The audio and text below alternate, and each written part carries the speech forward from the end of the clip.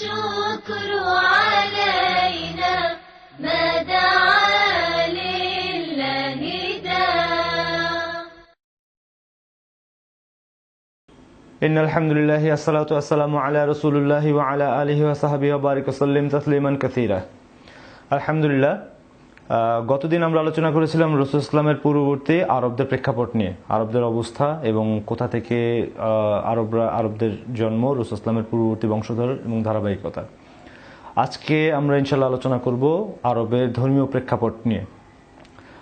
সেই সময় আরবদের আশেপাশে যে শক্তিগুলি, রাজনৈতিক শক্তিগুলি ছিল, তার মধ্যে একটা শক্তি ছিল মুলকুর রোম। মুলকুর রোম হচ্ছে ইস্টার্ন রোমান এম্পায়ার। রোমানরা মূলত দুই ভাগে বিভক্ত ছিল, ওয়েস্টার্ন রোমান এম্পায়ার আর eastern Roman empire. Eastern Roman empire এদেরকে বাইজেন্টাইন সাম্রাজ্য নামেও পরিচিত, এরা বাইজেন্টাইন সাম্রাজ্য নামেও পরিচিত।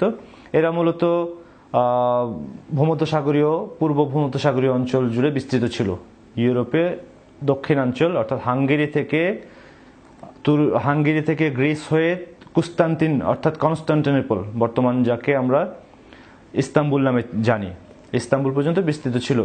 আর ইস্তাম্বুল থেকে শাম হয়ে প্রায় মিশর পর্যন্ত। শাম হচ্ছে বর্তমানে সিরিয়া, ফিলিস্তিন, লেবানন এবং জর্ডান, এই অঞ্চলটাকে শাম বলা হয়। শাম হয়ে উত্তর মিশরের আলেকজান্দ্রিয়া অর্থাৎ ইস্কান্দারিয়া, তৎকালীন নাম ইস্কান্দারিয়া পর্যন্ত, ইস্কান্দারিয়া হয়ে উত্তর আফ্রিকার বিশেষ করে উত্তর মিশরীয় কিছু অঞ্চল পর্যন্ত বিস্তৃত ছিল। এরা মূলত খ্রিস্টান ধর্মের অবলম্বী ছিল, রোমানরা খ্রিস্টান ধর্ম অবলম্বী ছিল। আর এদের যে সমশক্তি সম্পন্ন বা কাছাকাছি শক্তি সম্পন্ন আরেকটা এম্পায়ার ছিল, তা হচ্ছে গিয়ে মুলকুল ফারেস অর্থাৎ পার্সিয়ান এম্পায়ার। এরা ছিল মূলত খোরাসান, ইরান, বর্তমান ইরান এবং বর্তমান ইরাক, এই অঞ্চলটা তাদের দখলে ছিল। এরা ছিল অগ্নিপূজারী এবং প্রচণ্ড শক্তিশালী এম্পায়ার ছিল। তারা যুদ্ধের মধ্যে রোমানদের এবং পার্সিয়ানদের মধ্যে ব্যাপক যুদ্ধ, ধারাবাহিক যুদ্ধ, দীর্ঘদিনের যুদ্ধ ছিল। শামের এই অঞ্চলটাকে শামের একটা অঞ্চল কখনো রোমানদের হাতে চলে আসে, কখনো পার্সিয়ানদের হাতে চলে আসে। শাম থেকে রোমানরা কখনো কখনো ইরাককে নিজেদের দখলে নেওয়ার চেষ্টা করে, আর কখনো কখনো পার্সিয়ানরা ইরাককে দখল করে আবার শামের অঞ্চলটাকে দখল করার চেষ্টা করে। এই নিয়ে তাদের মধ্যে দীর্ঘ শতাব্দী থেকে শতাব্দীর যুদ্ধ চলতেছিল। আর আরেকটা শক্তি ছিল, সেটা হচ্ছে হাবাসা অর্থাৎ বর্তমান ইথিওপিয়া। হাবাসারা ব্ল্যাক ছিল, আফ্রিকান। এরা মূলত খ্রিস্টান, রাজারা ছিলেন খ্রিস্টান এবং এদের সাথে রোমানদের সম্পর্ক ভালো ছিল। রোমানরা ধর্মীয় কারণে একে অপরকে সাহায্য করত, এরা এলাই ছিল একে অপরের। আর ইয়েমেন ছিল একটা মিক্সড কালচার। ওই জায়গাতে মূলত ইহুদিরাও ছিল, নাসারা অর্থাৎ খ্রিস্টানরাও ছিল, আর প্রাচীন আরবরাও ছিল। একটা সহ অবস্থান নিয়ে তারা ওখানে বসবাস করতেন। আর ইয়েমেন থেকে শুরু করে গাজা পর্যন্ত, বর্তমান গাজা অর্থাৎ শামের, বর্তমান যে ফিলিস্তিনের গাজা, তৎকালীন শামের গাজা, এই পর্যন্ত একটা বিজনেস রুট ছিল আরবদের মধ্যে এবং আজামিদের মধ্যে। একটা বিজনেস রুট ছিল যার সেন্টার পয়েন্ট ছিল মক্কা। মক্কা থেকে, মক্কার অধিবাসীরা বছরের অর্ধেক মাস মক্কা থেকে তাদের মালপত্র সানাতে নিয়ে আসে, অর্থাৎ ইয়েমেনের সানাতে নিয়ে আসে, সানাতে বিক্রি করে এবং সানা থেকে তারা মাল কিনে আবার এটাকে মক্কায় নিয়ে আসে, মক্কায় বিক্রি করে মক্কা থেকে যে অর্থ আছে সেই অর্থ নিয়ে এবং মক্কার যে বা সানা থেকে যে মালপত্র তারা খরিদ করে নিয়ে আসছে সেইটাকে তারা গাজায় নিয়ে চলে যেত, শামের দিকে গাজায়। তো এবং গাজাতে বিক্রি করতেন এবং গাজা থেকে ইউরোপিয়ান মাল তারা খরিদ করতেন, সেটাকে নিয়ে আবার মক্কায় ফিরে আসতেন এবং মক্কা থেকে আবার সেটা সানা অর্থাৎ ইরাকের ইয়েমেনের সানাতে বিক্রি করতেন।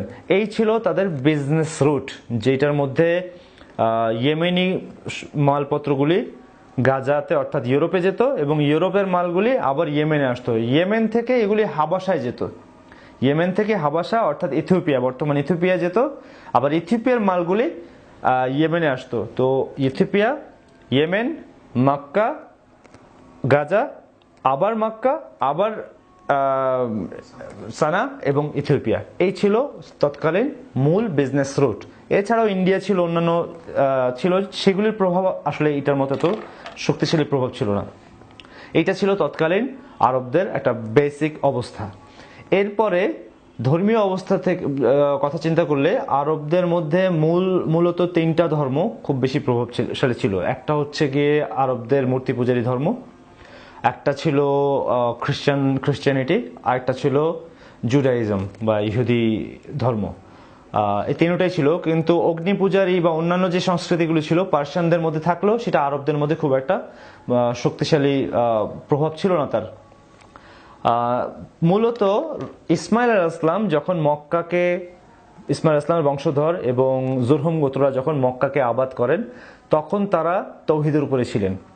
প্রায় 2000 বছর জুরহুম গোত্র যখন মক্কাকে শাসন করে, মক্কা তাওহীদের উপরে ছিল। হ্যাঁ, তাদের মধ্যে কুসংস্কার, দুর্নীতি এবং অবিচার, জুলুম এগুলি আসা শুরু করেছিল, কিন্তু তারপরেও তারা তাওহীদের উপরে, ওয়াননেস অফ আল্লাহ, এর উপরেই ছিলেন।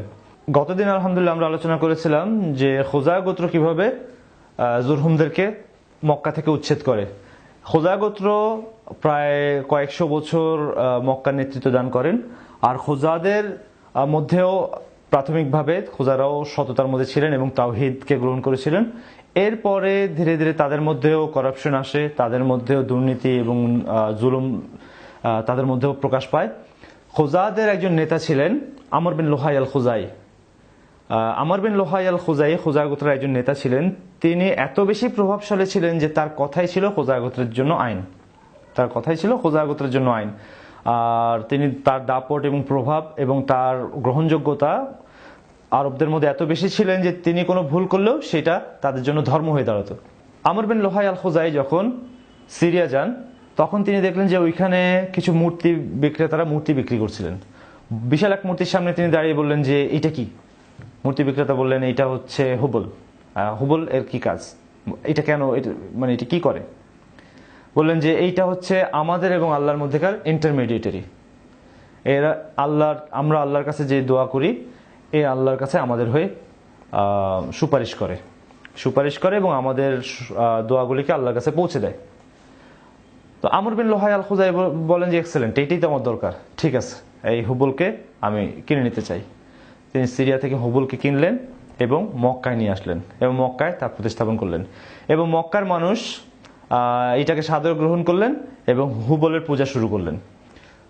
মক্কা ছিল আরবের প্রাণকেন্দ্র, যার ফলে মক্কাতে কোনো কিছু ঘটলে বা মক্কাতে কোনো নতুন সংস্কৃতি আসলে সেটা পুরো আরবের মধ্যে ছড়িয়ে পড়তো। মানুষ হজের জন্য মক্কাতে আসতেন, মানুষ ব্যবসার জন্য মক্কাতে আসতেন এবং মক্কা থেকে যে কোনো কিছু শিখে সেটা তাদের সমাজের মধ্যে ছড়িয়ে দিতেন। আবার তাদের সমাজে কোনো কিছু হলে সেটা মক্কা পর্যন্ত পৌঁছে দিতেন। এই ছিল তখনকার অবস্থা। তো হুবলকে নিয়ে যখন ইবাদত শুরু হয়, হুবল যখন ছিল মক্কার ইবাদত গুজার লোকদের কাছে, অর্থাৎ মুশরিকদের সেন্টার অফ ফোকাস, তাদের মনোযোগের কেন্দ্রবিন্দু ছিল, তখন অন্য কিছু লোক তারা চেষ্টা করলেন যে এটাকে আরো ইনোভেট করার, আরো নতুন কিছু করার এর মধ্যে।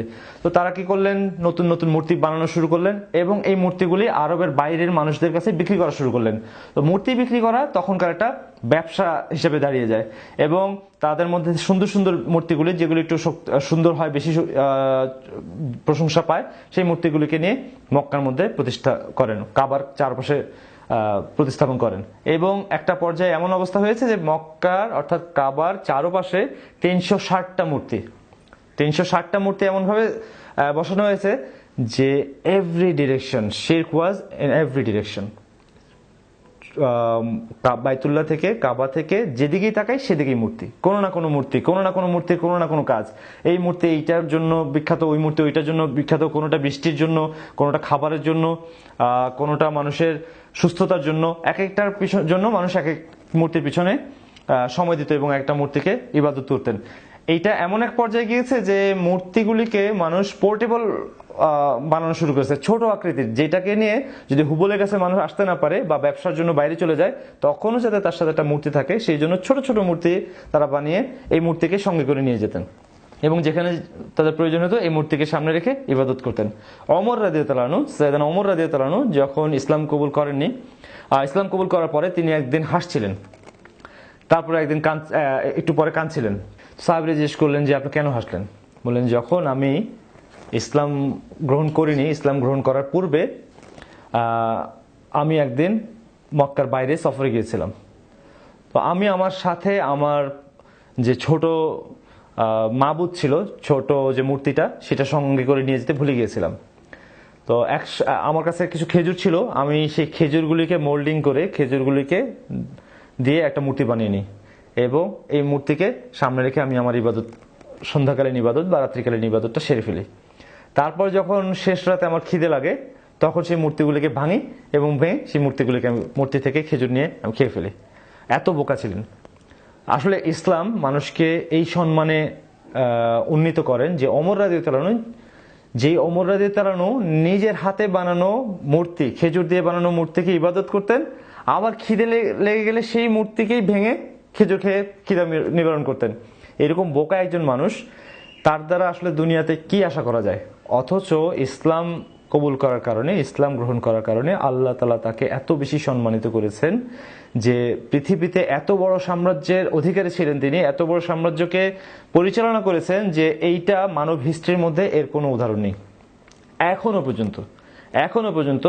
এইভাবে নিজের দেশের মানুষের কাছে এবং নিজের বাইরের মানুষের কাছে এতটা বেশি প্রভাবশালী কোনো ব্যক্তি মানব হিস্ট্রির মধ্যে, মানব ইতিহাসের মধ্যে এখনো পর্যন্ত জন্মগ্রহণ করেনি। এই কথা শুধু আমরা না, অমুসলিমরাও অকপটে স্বীকার করে। ফর এক্সাম্পল মহাত্মা গান্ধী তার নিজের কিতাবের মধ্যে বলেছেন যে ওমর রাদিয়াল্লাহু আনহু সম্পর্কে অত্যন্ত উচ্চাঙ্গিক প্রশংসা করেছেন। এরকম অনেক এক্সাম্পল আমরা দিতে পারি। ওমর রাদিয়াল্লাহু আনহুকে আল্লাহ তাআলা একমাত্র ইসলামের কারণেই প্রভাবশালী করেছেন। অথচ সেই সময় যদি তিনি ইসলাম কবুল না করতেন, ওমর রাদিয়াল্লাহু আনহু দ্বারা কতটুকু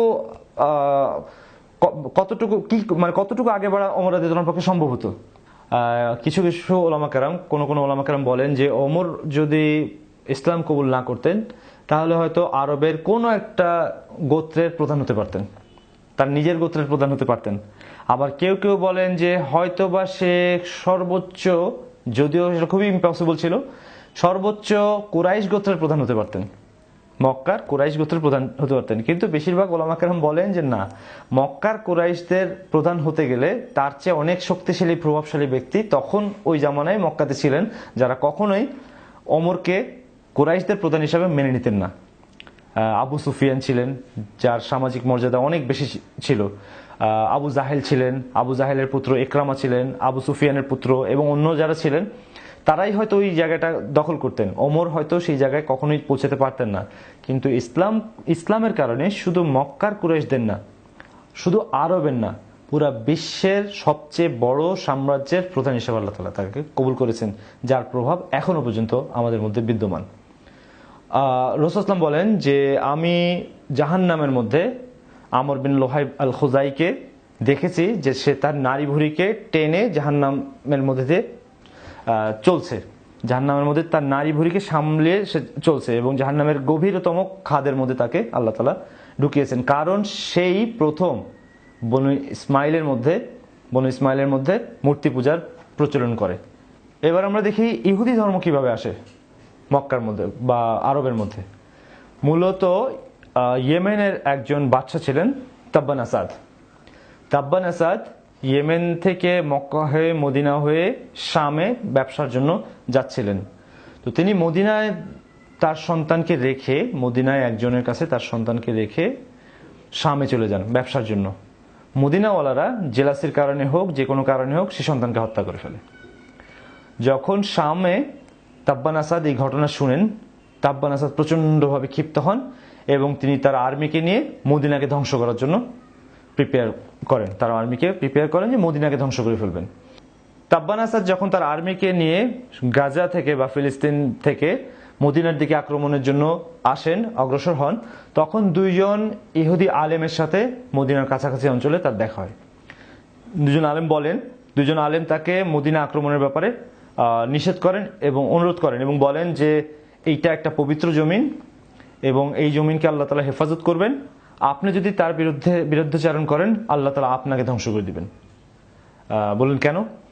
বলেন যে এইখানে আমাদের কিতাব বলে যে এইখানে আমাদের শেষ নবী আবির্ভাব হবে এবং এই জন্য এই জায়গাটাকে আল্লাহ তাআলা হেফাজত করবেন, অতএব আপনি এই জায়গায় আক্রমণ চালাবেন না। তাব্বান আসাদ কনভিন্সড হন, তাব্বান আসাদ এইটাতে সম্মত হন এবং সম্মত হয়ে তিনি মদিনায় আসেন।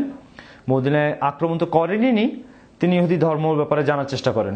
জানার পরে সেই ইহুদিদেরকে বলেন, ঠিক আছে তুমি আমার সাথে ইয়েমেনে চলো, তোমরা আমার সাথে ইয়েমেনে চলো, ইয়েমেনে তোমরা তোমাদের এই ধর্মকে প্রচার করো যাতে আমরাও তাওহীদ সম্পর্কে জানতে পারি। সেই দুইজন রাবাই বা ইহুদি আলেম যারা ছিলেন, পণ্ডিত যারা ছিলেন, তারা রাজি হলেন। তিনি মদিনা থেকে এবার মক্কা পার হয়ে হাওয়াজিন হয়ে এবার আসবেন, হাওয়াজিন গোত্র হয়ে আসবেন ইয়েমেনের দিকে।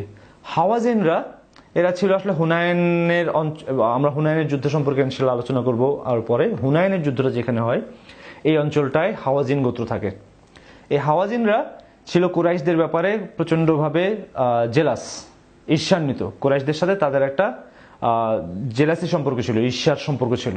তারা চাইছিলেন যে কুরাইশদেরকে কোনোভাবে এই তাব্বান আসাদের দ্বারা আক্রমণ চালায়, তাব্বান আসাদকে দিয়ে কুরাইশকে আক্রমণ চালায় এবং তাব্বান আসাদকে তারা কনভিন্স করার চেষ্টা করেন আর তাব্বান আসাদও সম্মতি দেন এবং তিনি মক্কাকে আক্রমণ করার জন্য যখন পরিকল্পনা করেন তখন এই দুইজন ইহুদি পণ্ডিত তারা বলেন যে এইটাও আরেকটা পবিত্র ভূমি, এইটাও আরেকটা পবিত্র ভূমি, এইটাকে আল্লাহ হেফাজত করবেন, অতএব আপনি এখানে আক্রমণ করবেন না, বরং আপনি এখানে আক্রমণ না করে আপনার উচিত এই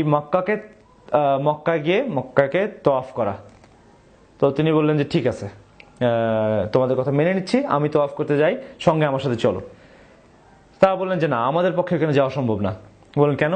বললেন যে দেখেন আমরা সম্ভ্রান্ত আলেম, আমাদের জন্য শোভা পায় না এমন জায়গায় যাওয়া যেখানে মূর্তি পূজা হয়। তিনি বললেন ঠিক আছে।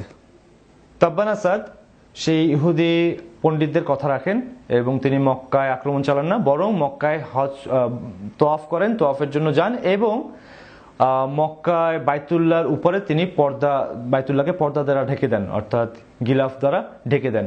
তিনি সর্বপ্রথম যিনি বাইতুল্লাহকে গিলাফ দ্বারা ঢেকে দেন এবং এর পরবর্তীতে এই গিলাফের উপর আরেকটা গিলাফ এবং তার পরবর্তীতে আরেক গিলাফ, প্রতি বছর গিলাফ দিয়ে ঢাকা হতো এবং গিলাফের ওজন এই পরিমাণ হয়ে যায় যে বাইতুল্লাহর যে কনস্ট্রাকশন, বাইতুল্লাহর যে ছোট ঘরটা, এই ঘরটা কাবার জন্য এতগুলি গিলাফের ওজন বহন করা কঠিন হয়ে যায়, যার ফলে কুরাইশরা এইটাকে পরবর্তীতে খুলে ফেলেন এবং একটা গিলাফি ব্যবহার করতেন, পরবর্তীতে একটা করে গিলাফি ব্যবহার করতেন এবং এখনো পর্যন্ত বাৎসরিক একটা গিলাফি আমরা বাইতুল্লাহকে ব্যবহার করতে দেখি। প্রতি বছর হজের মৌসুমে এই গিলাফকে পরিবর্তন করা হয়।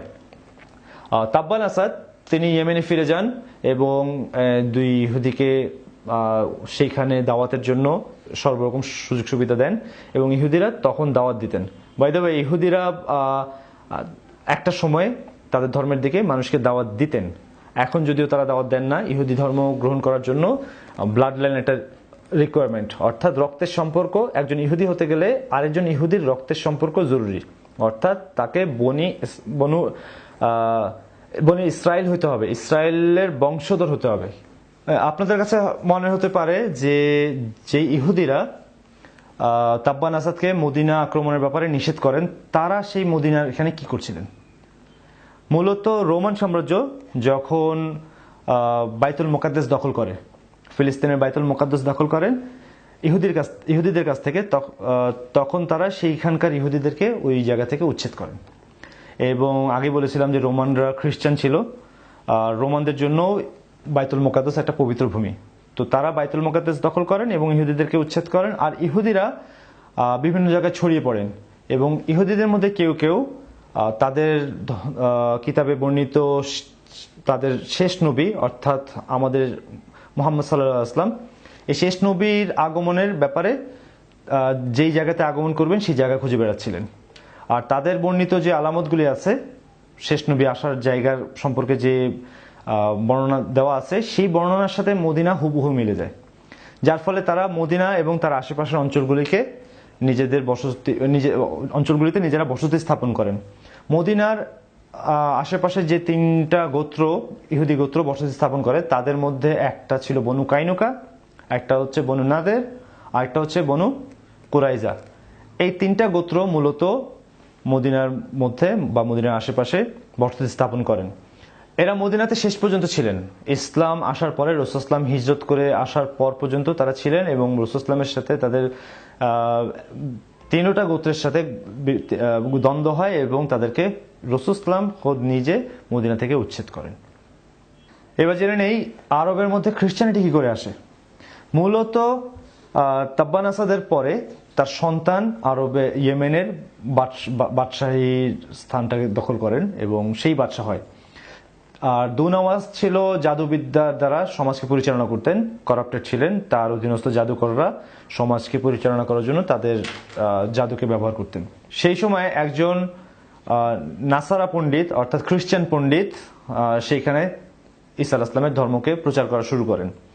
মূলত ঈসা আলাইহিস সালামের দুনিয়া থেকে চলে যাওয়ার পরে খুব দ্রুতই ঈসা আলাইহিস সালামের যে মূল শিক্ষা সেটা থেকে তার অনুসারীরা সরে পড়েন এবং তারা গুমরাহ হয়ে যায়। আর তাদের মধ্যে থেকে যারা সামান্য পরিমাণ ঈসা আলাইহিস সালামের ধর্মকে, সামান্য কিছু মানুষ যারা ছিলেন ঈসা আলাইহিস সালামের মূল শিক্ষাকে গ্রহণ করেছিলেন এবং প্রচার করতেন, তারা সমাজের বিভিন্ন জায়গায় মাইনরিটি হিসেবে বসতি স্থাপন করেন এবং খুবই অল্প প্রভাবে, অল্প ব্যাপ্তি নিয়ে তারা দাওয়া কাজ পরিচালনা করতেন। তাদের মধ্যে একজন ইয়েমেনে এসে দাওয়া দিচ্ছিলেন।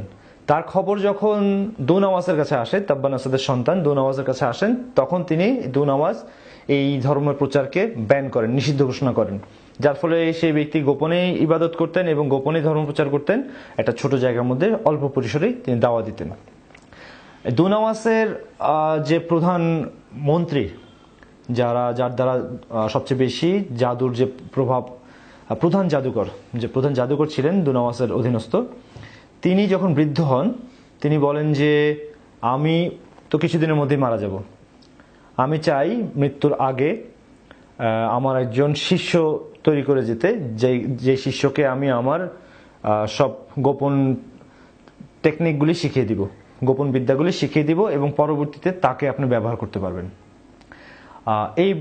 এই জন্য তারা একটা অল্প বয়স্ক ছেলেকে খোঁজেন শিক্ষানবিশ হিসাবে এবং একজন প্রখর মেধাবী একজন ছেলেকে খুঁজে বের করেন। এই বাচ্চা এবং দুনাওয়াজের গল্প, এইটা সহিহ মুসলিমের মধ্যে বিস্তারিতভাবে গল্পটা এসেছে, যেই ব্যাপারে আল্লাহ তাআলা সূরা বুরুজের মধ্যে এই গল্পটার ব্যাপারে ইঙ্গিত করেছেন। দীর্ঘ গল্প, ইনশাআল্লাহ খুবই গুরুত্বপূর্ণ গল্প। পরিকল্পনা অনুযায়ী এই ছেলে প্রতিদিন সকালবেলা বাদশার দরবারে অর্থাৎ জাদুকরের দরবারে আসে, জাদু শিক্ষা গ্রহণ করে এবং রাতের বেলা বাড়ি ফিরে যায়। এই ছেলে যখন বাসা থেকে জাদুকরের বাসা যায়, এই যাওয়ার পথের মধ্যে পড়ে হচ্ছে সেই নাসারা পণ্ডিতের ঘর, নাসারা পণ্ডিতের বাড়ি। একদিন এই ছেলে যখন এই নাসারা পণ্ডিতের বাড়ি দিয়ে অর্থাৎ খ্রিস্টান পণ্ডিতের বাড়ির সামনে দিয়ে যাচ্ছিলেন, তার কানে এমন কিছু কথা আসে যেটা তার হৃদয়কে প্রভাবিত করেন এবং তখন সে এই নাসারা পণ্ডিতের কাছে আসে, এসে আরো বেশি শোনার জন্য আগ্রহ প্রকাশ করেন। তখন বলেন যে আমি তো এরকম অবস্থায় আছি, আমি সকালবেলা বেরিয়ে যাই, আবার রাতে ফিরতে হয়, আমার তো সময় নেই, আমি কি করে আপনার থেকে আরো কিছু শিখতে পারি। এই পণ্ডিত বললেন যে তুমি সকালবেলা যখন বাদশার দরবারে যাও বা জাদুকরের দরবারে যাও, তখন আমার এখানে এসে কিছু সময় শিখে যাও। আর বাদশা যখন বলবে বা জাদুকর যখন বলবে দেরি কেন হয়েছে, তখন তুমি বলো যে আমার বাসা থেকে দেরি হয়ে গেছে। আবার যখন দরবার থেকে তুমি বাসায় ফিরে যাওয়ার সময় তুমি আমার কাছ থেকে এসে কিছু শিখে যেও। বাসার মানুষ যদি বলে দেরি কেন হয়েছে, তুমি বলে দিও যে দরবার থেকে আসতে দেরি হয়ে গেছে। এইভাবে তুমি প্রতিদিন সকালে কিছু সময়, রাতে কিছু সময় আমার কাছ থেকে শিখে যেতে পারো। ছেলে এটাতে রাজি হয় এবং এইভাবে শিখতে থাকে প্রতিদিন। একদিন এই বালক বাজারে যায়, বাজারে গিয়ে দেখে যে একটা জন্তু বাজারের মধ্যে প্রচন্ডভাবে হাঙ্গামা শুরু করেছে এবং তছনছ করে দিচ্ছিল বাজারকে। আর ওইখানকার বাজারের মানুষ শত চেষ্টা করেও এই জন্তুকে কোনোভাবে নিয়ন্ত্রণ করতে পারছিলেন না। তখন এই বালক একটা পাথর নেয়, পাথর নিয়ে আল্লাহ তাআলার কাছে দোয়া করেন, ইয়া আল্লাহ, আমি জানতে চাই কে সঠিক রাস্তায় আছে, এই জাদুকর না আমি যে শিক্ষকের কাছে শিক্ষা গ্রহণ করছি সেই খ্রিস্টান পণ্ডিত। যদি এই খ্রিস্টান পণ্ডিত সঠিক হয় তবে আপনি এই দানবকে নিয়ন্ত্রণ করেন। এই কথা বলে দানবের গায়ে, এই জন্তুর গায়ে পাথর ছুঁড়ে মারে এবং তৎক্ষণাৎ ওই জন্তু এখানেই মারা যায়। এই ঘটনার পর ছেলে বুঝতে পারে যে খ্রিস্টান পণ্ডিত আসলে হকের উপরে আছে, সেই সঠিক রাস্তায় আছে। তখন সে গিয়ে এই খ্রিস্টান পণ্ডিতকে যায় বলেন যে আমার সাথে এই ঘটনা ঘটেছে।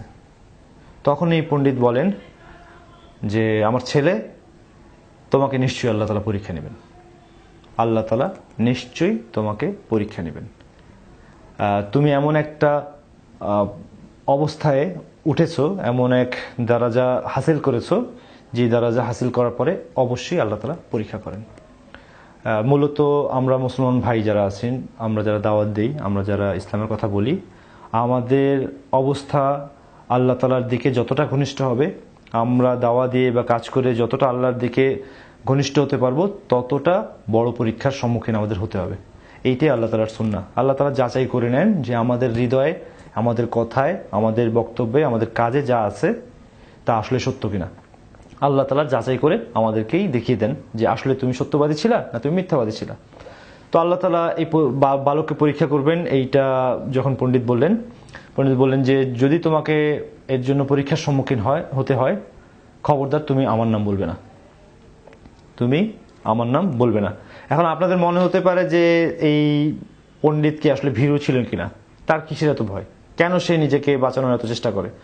মূলত আমরা দেখতে পাবো কিছুক্ষণ পরে যে আসলে এই পণ্ডিত মোটেই ভীরু লোক ছিলেন না এবং মোটেই কাপুরুষ ছিলেন না। তিনি নিরাপত্তার কারণে বাচ্চাকে সংশোধন করেন। তিনি যেমন সাহসী ছিলেন, সঙ্গে সঙ্গে বিজ্ঞও ছিলেন, যার ফলে তিনি নিরাপত্তার ব্যাপারটাকেও গুরুত্ব দেন। এই বালক যখন দরবারে আসেন, তখন এই বালকের কাছে দরবারের যে দুনওয়াসের এক বন্ধু ছিল, বৃদ্ধ বন্ধু, সেই দুনওয়াসের বন্ধু ছিল অন্ধ।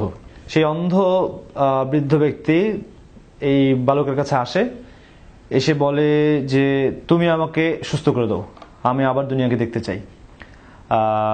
এই ছেলে বলে যে তোমাকে আল্লাহ তাআলাই অন্ধ করেছেন, একমাত্র আল্লাহ তাআলাই তোমাকে সুস্থ করতে পারবেন। তো এই বৃদ্ধ বলে যে আল্লাহ তাআলা কে? যিনি তোমাকে সৃষ্টি করেছেন, তুমি তার কাছে চাও। তো এই বৃদ্ধ আল্লাহ তাআলার কাছে চান এবং আল্লাহ তাআলা তাকে সুস্থ করে দেন। তখন সে দুনওয়াসের কাছে যায়, বাদশার কাছে যায়। আর বাদশার কাছে গিয়ে যাওয়ার পরে বাদশা তাকে যখন দেখে যে বৃদ্ধ চোখে দেখতে পাচ্ছে, তখন বলছে কে তোমাকে সুস্থ করলো? বললো যে আল্লাহ তাআলা আমাকে সুস্থ করেছেন, যিনি আমার রব। বলছে তোমার রব? আমি ছাড়াও কি তোমার কেউ রব আছে? বলছেন জি, আল্লাহ তাআলা আমার রব, যে তোমারও রব। তখন বাদশা এত বেশি ক্ষিপ্ত হয়, দুনওয়াজ এত বেশি ক্ষিপ্ত হয়ে সঙ্গে সঙ্গে এই বৃদ্ধকে অ্যারেস্ট করে এবং অ্যারেস্ট করে বৃদ্ধর কাছে জানতে চায় কে তোমাকে এইসব সব কথা শিখিয়েছে, এইসব কথা, নতুন দাওয়া, এগুলি কে তোমাকে শিখিয়েছে। অত্যাচারের একটা পর্যায়ে গিয়ে বৃদ্ধ এই বাচ্চা ছেলের কথা প্রকাশ করে দেয়।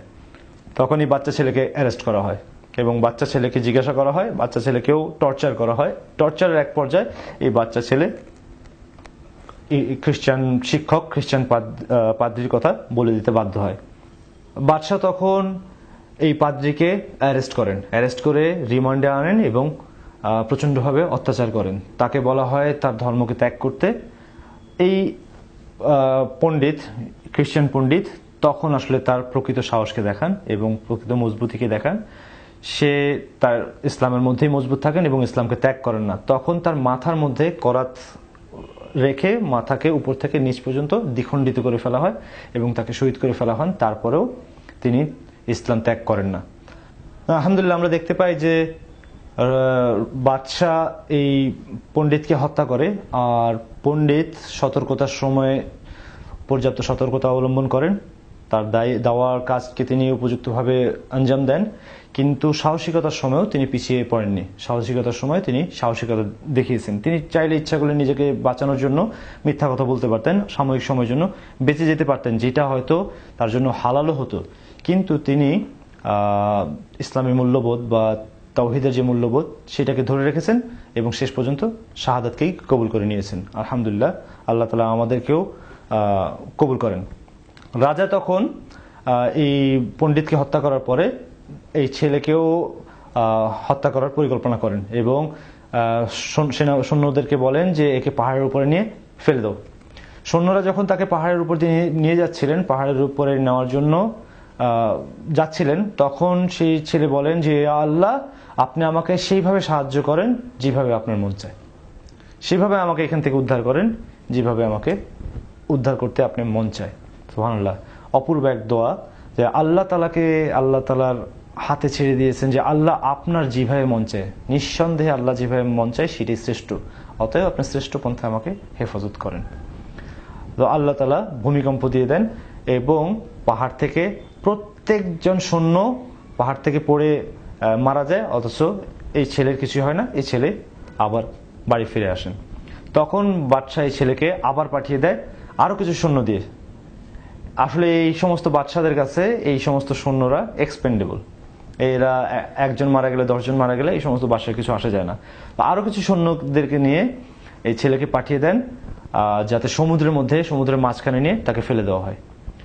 তো একইভাবে এই বালক আবার আল্লাহ তাআলার কাছে দোয়া করেন, ইয়া আল্লাহ, আপনি আমাকে সেইভাবে সাহায্য করেন যেভাবে আপনি সাহায্য করতে মন চায়, অর্থাৎ এদের কাছ থেকে আমাকে সেভাবে উদ্ধার করেন যেভাবে উদ্ধার করতে আপনার মন চায়। তো আল্লাহ তাআলা সমুদ্রের মধ্যে ঝড় তৈরি করলেন এবং ঝড়ের মধ্যে পুরা জাহাজ থেকে পড়ে সমস্ত সৈন্য সমুদ্রে ডুবে মারা যায়, অথচ এই বালককে আল্লাহ তাআলা উদ্ধার করেন, এই বালক বাড়ি ফিরে আসেন। তো বাদশাহ খুবই ফ্রাস্ট্রেটেড হয়ে যায় এবং বাদশাহ বিভিন্ন পন্থায় এই ছেলেকে হত্যা করার পরিকল্পনা করেন। ছেলে বলেন যে আপনি কখনোই আমাকে হত্যা করতে পারবেন না। আল্লাহ আলেম যে আল্লাহ তাকে আসলে কোনোভাবে ইলহামের মাধ্যমে বা কোনো মাধ্যমে তাকে জানিয়েছিলেন কিনা। এই সে বালক ছিল আসলে আহলে কারামা। কারামা হচ্ছে গিয়ে নবীদের দ্বারা যে সমস্ত ঘটনা, অলৌকিক ঘটনা ঘটে সেটাকে বলে মুজিজা। আর অন্য ব্যক্তিদের দ্বারা যে সমস্ত অলৌকিক ঘটনা ঘটে, এই ঘটনাগুলি আসলে মূলত আল্লাহই ঘটান, যাদের দ্বারা প্রকাশ করেন এগুলিকে বলে কারামা। আর এই বাচ্চা আহলে কারামা ছিলেন, যার দ্বারা অলৌকিক ঘটনা প্রকাশ পাচ্ছিল। তো এই বাচ্চাকে কিভাবে আল্লাহ তাআলা জানিয়েছেন এই ব্যাপারে আমাদের কারোই কোনো জ্ঞান নেই, কিন্তু বাচ্চা জানতেন, এই ছেলে জানতো। এই ছেলে বলে যে আমাকে তুমি কখনোই হত্যা করতে পারবে না, আমাকে যদি হত্যা করতে হয় তাহলে তুমি আমাকে গাছের সাথে বাঁধো, রাজ্যের সমস্ত মানুষকে হাজির করো এবং তীর নিয়ে আমার কপালে মারো এবং মারার আগে বলো এই বাচ্চার রবের নামে ছুড়লাম, একমাত্র এইভাবেই তুমি আমাকে হত্যা করতে পারবা। বাচ্চা এত বেশি ডেসপারেট ছিলেন যে বাচ্চার সমস্ত শর্তকে মেনে নিয়ে বাচ্চাকে একটা গাছের সাথে বাঁধেন এবং সমাজের সমস্ত মানুষকে ডেকে নিয়ে এসে বলে যেই বাচ্চার রবের নামে বলে তীর ছুঁড়ে মারে আর তীর ছেলের গায়ে লাগে এবং ছেলে ওইখানেই শহীদ হয়ে যায়। সমাজের সবাই দেখলেন, যারা হাজির ছিলেন তারা দেখলেন যে যেই ছেলেকে কোনোভাবে হত্যা করা যাচ্ছিল না, এই ছেলের রবের নাম উচ্চারণ করার সঙ্গে সঙ্গে তাকে হত্যা করা গিয়েছে, নিশ্চয়ই এই ছেলের রব সত্য।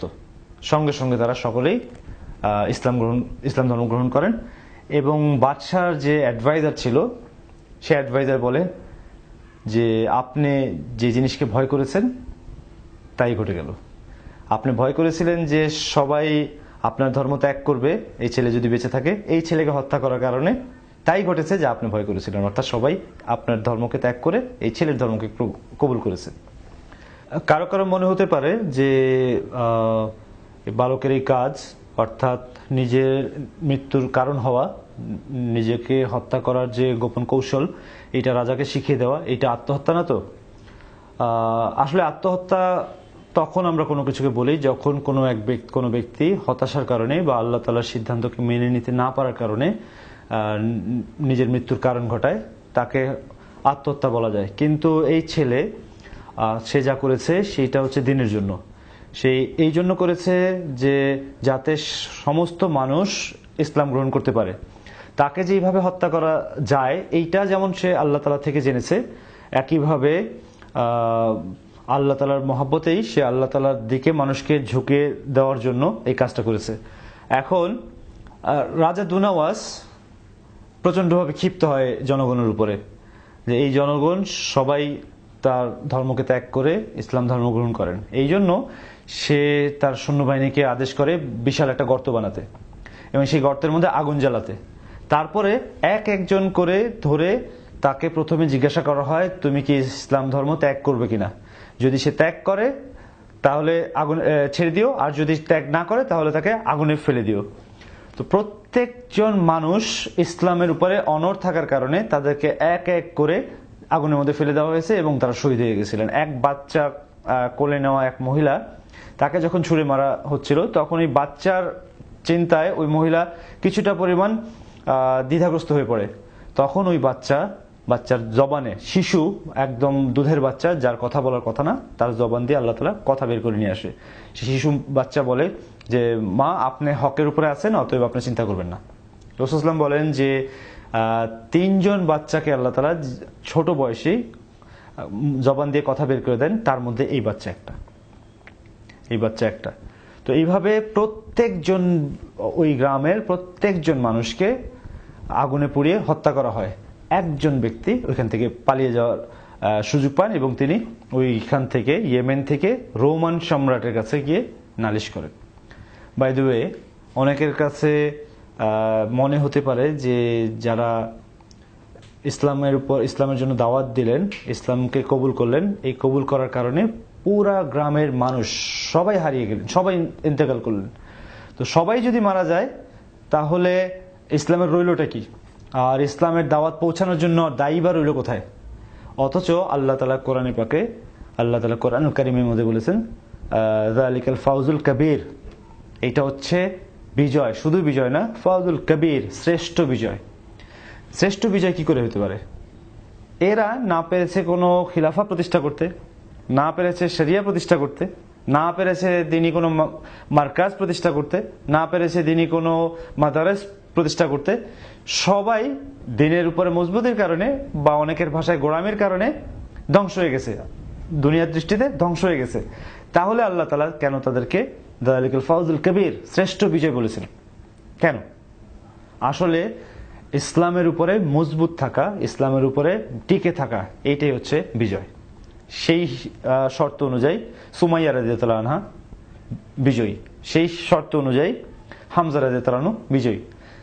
যদিও অনেকের কাছে মনে হতে পারে যে দুনিয়ার দৃষ্টিতে তারা পরাজিত, কিন্তু আল্লাহর নজরে তারা সবাই বিজয়ী। বিজয় এবং পরাজয়ের সংজ্ঞা আল্লাহ তাআলা যা দিয়েছেন আমরা তার উপরেই নির্ভর করব ইনশাআল্লাহ। এইখান থেকে এইটাও পরিষ্কার হয় যে ইসলাম বা ধর্ম মানুষের জন্য আসেনি, মানুষকেই ধর্মের জন্য বানানো হয়েছে। পৃথিবীতে কোনো নবীকে, কোনো মানুষকে বাঁচানোর জন্য ধর্মকে বিন্দুমাত্র পরিবর্তন করেননি আল্লাহ তাআলা, ইসলামকে বিন্দুমাত্র পরিবর্তন করেননি। বরং ইসলামকে হেফাজত করার জন্য বহু নবীকে আল্লাহ তাআলা জীবন বিসর্জন পর্যন্ত করিয়েছেন এবং সমস্ত মানুষকে কোরবানির উপরে নিয়ে এসেছেন আল্লাহ তাআলার হুকুমকে মজবুত রাখার জন্য। দিন কি জিনিস? দিন হচ্ছে সেট অফ রুল, আল্লাহ তাআলার সেট অফ আহকাম, সেট অফ অর্ডার্স। তো আল্লাহ তাআলার অর্ডারকে আল্লাহ তাআলা সমন্বিত রাখার জন্য বহু নবীকে রক্তাক্ত করেছেন, বহু মানুষকে রক্তাক্ত করেছেন। এই জন্য আমরা এটা থেকে লেসন পাই যে দিন সর্বাগ্রে এবং দিনের উপরে টিকে থাকা, এটাই হচ্ছে মজবুতি, এটাই হচ্ছে বিজয়। আজকে আমাদের সমাজে দিনের উপরে টিকে থাকার নামে আমরা নিজেদেরকে বাঁচানোর জন্য, দিনের উপরে নিজের গর্দানকে বাঁচানোর জন্য দিনের গর্দানের উপরে ছুরি চালিয়ে দিতে রাজি। দিনকে হেফাজত করার নামে আসলে আমার নিজের মার্কাজকে হেফাজত করতে চাই, আমার নিজের মাদারেসগুলিকে হেফাজত করতে চাই, আমার নিজের সংগঠনগুলিকে হেফাজত করতে চাই। আমাদের নিজেদের সংগঠনকে হেফাজত করার জন্য দিনের ব্যাপারে কম্প্রোমাইজ করি যে এই কথা বললে বা এই কাজ করলে তো আমার সংগঠন, আমার মার্কাজ, আমার প্রতিষ্ঠান হুমকির মুখে পড়বে। নিজের প্রতিষ্ঠানকে হেফাজত করার জন্য দিনকে আমরা যে কোনো রকম ভাবে ধ্বংস করতে সামান্যতম দ্বিধাবোধ করি না। ওই একই কথা, নিজের গর্দানকে হেফাজত করার জন্য ইসলামের গর্দানের উপরে ছুরি চালাতে আমাদের সামান্যতম দ্বিধা হয় না। আল্লাহ তাআলা এগুলি থেকে আমাদেরকে হেফাজত করেন। যখন ওই লোক রোমান বাদশার কাছে গিয়ে সমস্ত তথ্য জানান, রোমান বাদশাহ বলেন যে দেখো আমরা ইয়েমেন থেকে অনেক দূরে, বরং তুমি নাজ্জাশীর কাছে যাও। নাজ্জাশী হচ্ছে গিয়ে হাবাসার বাদশাহ বা বাদশার যে পদে থাকে তাকে নাজ্জাশী বলা হয়, ইংলিশে নেগেস বলা হয়। তো নাজ্জাশীর কাছে যাও, নাজ্জাশী তোমাকে সাহায্য করবে, যেহেতু নাজ্জাশীও খ্রিস্টান। তো নাজ্জাশীর কাছে যখন যাওয়া হয়, নাজ্জাশী এই ব্যক্তির সঙ্গে তার সৈন্যবাহিনীকে ইয়েমেনে পাঠান এবং সেনাপতি হিসেবে আরিয়াত নামে একজন সেনাপতিকে ইয়েমেনে পাঠান। আরিয়াত দুনাওয়াসের সাথে যুদ্ধ করেন এবং দুনাওয়াসকে পরাজিত করে। আর দুনাওয়াস আরিয়াতের হাত থেকে পালিয়ে গিয়ে আত্মহত্যা করে এবং তখন আরিয়াত এই অঞ্চলের বাদশাহী গ্রহণ করে। আরিয়াত ক্ষমতায় আসে এবং আরিয়াত খ্রিস্টান ধর্ম প্রচার করে। আর আরিয়াতের সেনাবাহিনীর মধ্যে একজন সেনাপতি ছিলেন, তিনি আরিয়াতের বিরুদ্ধে বিদ্রোহ ঘোষণা করেন এবং বিদ্রোহ ঘোষণা করে আলাদা হয়ে যায় ইয়েমেনের মধ্যে। তার নাম হচ্ছে আব্রাহা। এই আব্রাহা সাথে আরিয়াতের বেশ লম্বা সময় থেকে বিভিন্ন রকম কলহ হচ্ছিল। তো আরিয়াত আব্রাহাকে প্রস্তাব করে যে দেখো ভাই, নিজেদের মধ্যে কোন্দলের কারণে আমরা যদি নিজেদেরকে ধ্বংস করি, অন্যরা এটা সুযোগ নিবে। কেমন হয় এইটা করি যে তুমি আর আমি মল্লযুদ্ধে অংশগ্রহণ করি, দ্বৈত যুদ্ধে অংশগ্রহণ করি। তুমি আমাকে হত্যা করলে তুমি জয়ী, তোমাকে আমি হত্যা করলে আমি জয়ী। খামাখা এত বড় সেনাবাহিনীদের মধ্যে যুদ্ধ বাঁধানোর কোনো দরকার নেই। আব্রাহা রাজি হয়, কিন্তু আব্রাহা তার দলের লোকের সাথে গোপনে একটা পরামর্শ করে নেয়। বলে যে আরিয়াতের সাথে যখন আমার ফাইট হবে, যদি তুমি দেখো আমি পরাজিত হতে চলছি, তখন তুমি আক্রমণ করে বসো। আর যদি দেখো যে আমি জয়ী হচ্ছি, তাহলে তুমি পিছনে থেকো। তো আরিয়াতের বর্ণনা এসেছে, আরিয়াত লম্বা এবং সুঠাম দেহী, আর আব্রাহা ছিল খাটো এবং মোটাসোটা প্রকৃতির, যার ফলে যুদ্ধের মধ্যে আব্রাহার চেয়ে আরিয়াতের টেকনিক্যাল বেনিফিট বেশি পাচ্ছিল। তো আরিয়াতের এক কোপে আব্রাহার নাক কেটে যায়, যার ফলে আব্রাহাকে বলা হয় আব্রাহা আল আশরাম অর্থ হচ্ছে যার নাক কাটা। তো আব্রাহাকে নাক কাটা আব্রাহা বলা হয়। তো এরা সব ছিল ব্ল্যাক, আব্রাহা এবং আরিয়াত এরা ছিল ব্ল্যাক, অর্থাৎ এরা হাবাসান। তো এরা ইয়েমেনকে শাসন করেন। তো আব্রাহা একটা পর্যায়ে যখন পরাজিত হতে চলেছে, তখন আব্রাহার সঙ্গের যে ব্যক্তি ছিলেন এসে আরিয়াতকে হত্যা করে। তো এটা ছিল আসলে অন প্রিন্সিপাল, এইটা বেসিক্যালি ধোঁকাবাজি, কিন্তু ধোঁকাবাজির জবাব দেওয়ার মতো কিছু করার নেই, কারণ আরিয়াত অলরেডি নিহত হওয়ার কারণে এরপরে আব্রাহা ইয়েমেনের ক্ষমতায় আসে এবং সে ইয়েমেনের জনগণের উপরে জোর জবরদস্তি করে খ্রিস্টানিটি চাপিয়ে দেওয়ার চেষ্টা করে। এইটা ছিল এক ধরনের প্রতিশোধের মতো। আর যেহেতু ইয়েমেনিরা, আগেই বলেছিলাম যে ইহুদি ধর্মাবলম্বীও ছিলেন, ইয়েমেনিদের মধ্যে আরব ছিলেন, তো সবাই এটাকে সহজভাবে মেনে নেয়। সবচেয়ে বেশি আব্রাহার মধ্যে যেটার ব্যাপারে সবচেয়ে বেশি ঈর্ষান্বিত ছিল সেটা হচ্ছে ইয়েমেনিদের মধ্যে মক্কার প্রতি বাইতুল্লাহর প্রতি প্রচন্ড পরিমাণ দুর্বলতা ছিল, বাইতুল্লাহর প্রতি ভালোবাসা ছিল। আব্রাহা বাইতুল্লাহর সাথে প্রতিযোগিতা করার জন্য বা বাইতুল্লাহর বিকল্প হিসাবে তার নিজের এখানেও একটা ইবাদতগাহ ইবাদতের জায়গা বানাতে চায়। সেই জন্য সেই পরিকল্পনায় সে ওইখানে একটা প্রাসাদ বানায় বা ইবাদতের জায়গা বানায়, যেটার নাম আল-কুল্লাইস ছিল আসলে তার দৃষ্টিতে কাবার বিকল্প। বিশাল এক প্রাসাদ বানায়, অসাধারণ আর্কিটেকচার, যার বর্ণনা আমরা কিতাবে পেয়েছি, অসাধারণ মাস্টারপিস একটা জায়গা বানান।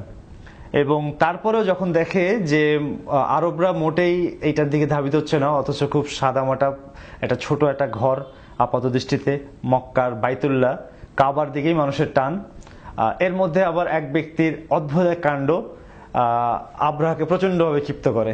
এই ব্যক্তি আসেন, এসে আল-কুল্লাইসের ভিতরে ঢুকে, রাতের বেলা ঢুকে আল-কুল্লাইসের ভিতরে মলত্যাগ করে, পেশাব পায়খানা করে এইগুলিকে নিয়ে পুরা দেয়ালের মধ্যে লাগিয়ে দেয়।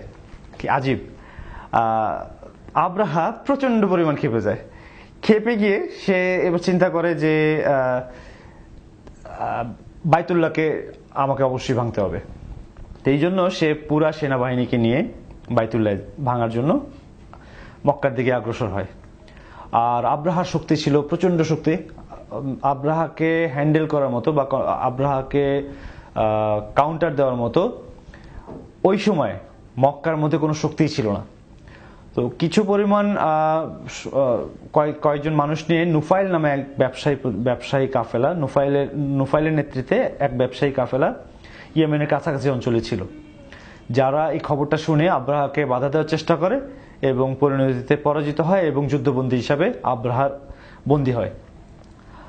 এই নুফাইলকে বন্দী করেই আব্রাহা মক্কার দিকে আগায়।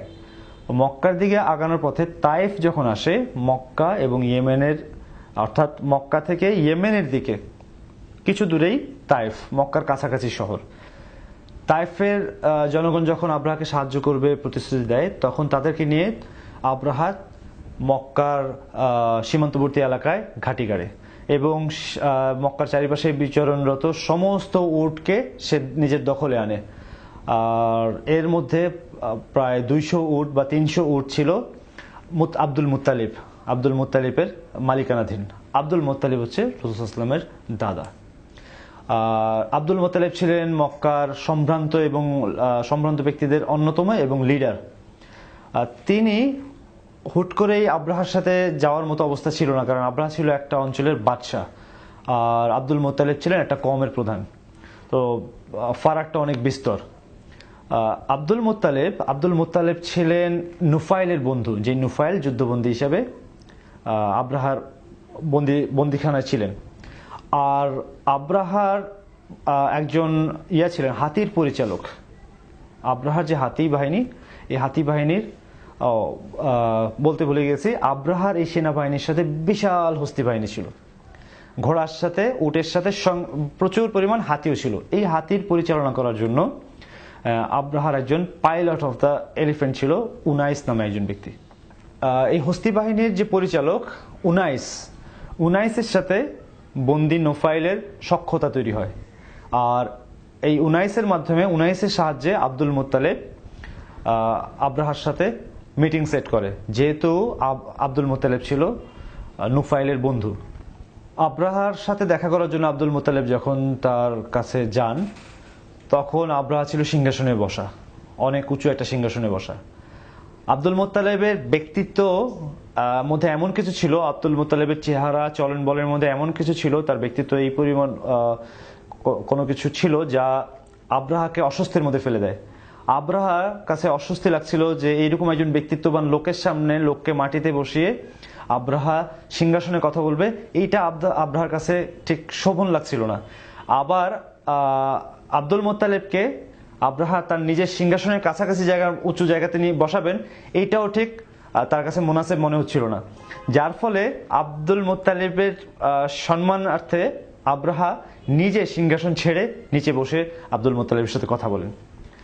আব্দুল মুত্তালিবকে যখন জিজ্ঞাসা করেন তার আসার উদ্দেশ্য, আব্দুল মুত্তালিব বলেন যে আমার এতগুলি উট আপনার দখলে, দয়া করে আমার উটগুলি আমাকে হ্যান্ড ওভার করে দেন।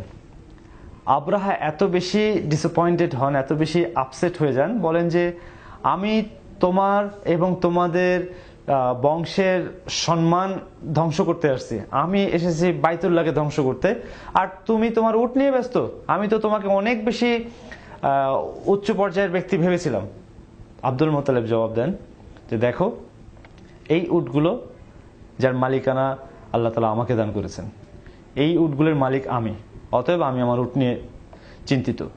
আর বাইতুল্লাহর মালিক আল্লাহ, তিনি তার ঘরকে হেফাজত করবেন, অতএব ওইটা নিয়ে আমি চিন্তিত না। আব্রাহা এত বেশি নিশ্চুপ হয়ে যান, স্তম্ভিত হয়ে যান যে সে নির্দেশ দেয় ঠিক আছে, এই লোককে ফিরিয়ে দেওয়া হোক। আব্দুল মুত্তালিব তার উটকে নিয়ে মক্কায় ফিরে আসেন এবং ফিরে এসে সবাইকে বলেন যে খবরদার, কেউ আক্রমণ চালাবে না, সবাই পাহাড়ে গিয়ে অবস্থান করো। আর তখন সে বাইতুল্লাহর গিলাফ ধরে আল্লাহ তাআলার কাছে কান্না করছিলেন, ইয়া আল্লাহ, আমাদের কোনো শক্তি নেই, আপনার ঘর আপনি হেফাজত করেন, দয়া করে আমাদেরকে বেইজ্জতি করবেন না, বলে তিনি চলে যান, পাহাড়ে গিয়ে আশ্রয় নেন। আব্রাহা যখন তার উট হস্তি বাহিনীকে বাইতুল্লাহর দিকে অগ্রসর করার অর্ডার করে, তখন হাতিগুলি এক পাও নড়তে চায় না। যখন হাতিগুলিকে অন্যদিকে যাওয়ার কথা বলে, হাতিগুলি নড়াচড়া করে। আবার যখনই বাইতুল্লাহর দিকে মুখ করা হয়, হাতিগুলি বসে পড়ে, হাতিগুলি সামনে এগোতে চায় না। আল্লাহ তাআলা জানেন যে এইটার রহস্য কি, কিন্তু কেউ কেউ বর্ণনা করেছেন যে নুফাইল সেই বন্দি দশা থেকে সেই বন্দি ওইখান থেকে পালিয়ে যাওয়ার সুযোগ পায়।